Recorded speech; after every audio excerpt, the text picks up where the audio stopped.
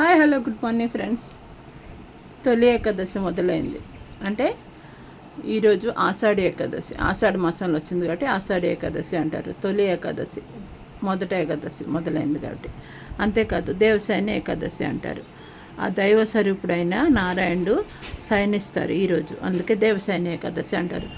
ఈ దేవశయని ఏకాదశి అంటే ఈరోజు నారాయణుడు పడుకుంటే ఏకాదశి అంటే ఈ ఆషాఢ మాసం ఏకాదశి శుక్లపక్షం నాడు పడుకుంటే ఆయన మళ్ళీ 4 నెలల తర్వాత కార్తీక మాసంలోనే ఆయన మళ్ళీ కార్తీక మాసం శుక్లపక్షం నాడు ఏకాదశికి ఆయన లెగుస్తారు.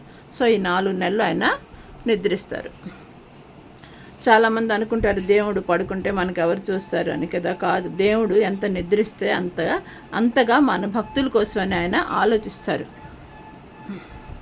ఇప్పుడు మనం ఒకరోజు పడుకున్నాం అనుకోండి, మనం రిలాక్స్ అవుతాం కదా. అలాగే నారాయణుడు కూడా మరి 4 నెలలు అంటే ఆయనకు ఒక్క రోజుతో సమానం. ఈ ఒక్కరోజు అంటే ఈ 4 నెలలు ఆయన పడుకొని మన కోసం భక్తుల కోసం ఎంతగానో ఆలోచిస్తారు. అందుకనే ఈ దేవశయని ఏకాదశి నాడు మనం ఉపవాసాలున్నా వ్రతాలు చేసుకున్నా ఎంతో మంచిదని అంటారు. ఈరోజు ఉపవాసం చేసి రేపు మార్నింగ్ విడిచిపెట్టి ద్వాదశి కదా, రేపు ఎప్పుడైనా ఏకాదశి నాడు ఉపవాసం చేసి ద్వాదశి నాడు విడిచిపెట్టి ద్వాదశి నాడు దానాలు చేస్తే మంచిది. పంతులు గారికి ఏదైనా మనకి ఏది ఉంటే అదే దానం చేయొచ్చు. 100 రూపాయలు డబ్బులో లేదంటే ఏదైనా ఇచ్చి.